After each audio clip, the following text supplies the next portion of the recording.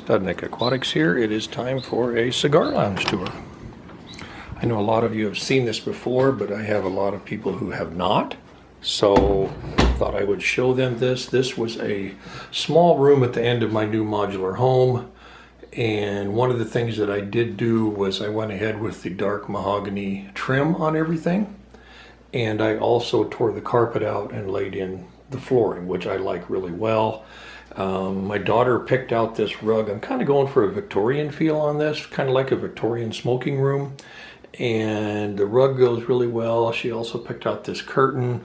I do have French doors in here that go out into my backyard, which is really, really nice because I can vent this room very, very well.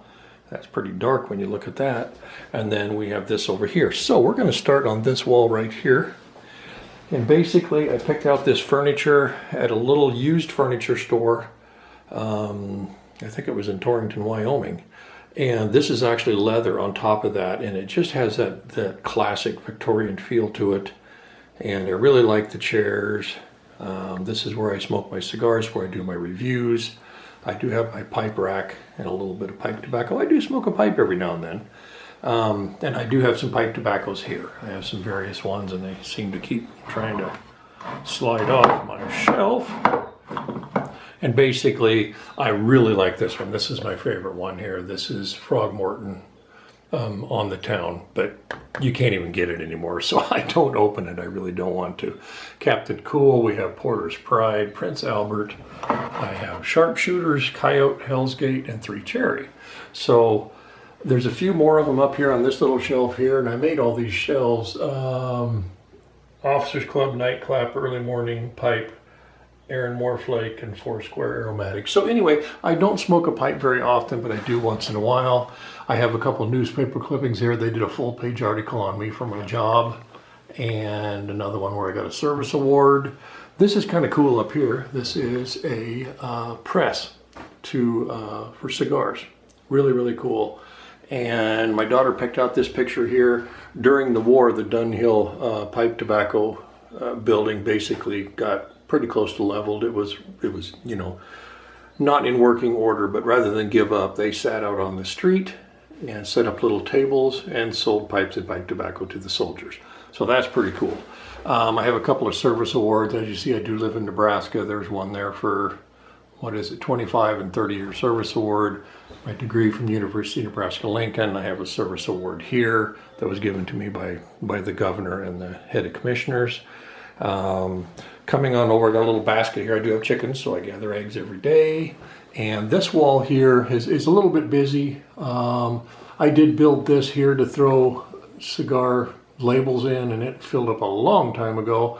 And then I started filling jars and throwing them in cups, and I'm just running out of room. So that's just kind of the way it goes. My flask and various service award cups and stuff. And I do have a television in here. I don't use it very often. My degree from University of Nebraska-Lincoln. I have the 3 Sir Walter Raleigh pipe tobacco tins, the oldest, the middle, and the newest. I do light my cigars all with matches. This is my liquor cabinet. Basically, for the most part, it's pretty much bourbons. I have about 12 or 15 types of bourbons in there. As I mentioned, I do have these French doors, and I did build this shelf up here, and I just put some cigar boxes on it. It isn't by any means all of them I've ever emptied, but that's quite a few of them. And then when you get to this wall over here, I do have, it's hard to find authentic tobacco signs. And I know this is cigarettes, but it is an antique, it is authentic, so I did put it up there. This picture here it means a lot to me, but anyway, it's a pencil drawing by an artist that was really, really big, and I did meet the man. He did all of the movie posters for Ben-Hur, 10 Commandments, everything. Had a stroke, and he did this with the wrong hand. I mean, his dominant side went down in the stroke, and he can still do that. So it was amazing. Basically, a few more cigar boxes, tripod for making videos. I do walk with a cane. I have major, major foot problems. I'm going in for my 10th foot surgery next Wednesday. Not looking forward to that. It's another major one. It just goes on and on. So anyway, I got these little horns from my granddad. I don't know why they mean so much, but I thought it was kind of cool to put them up.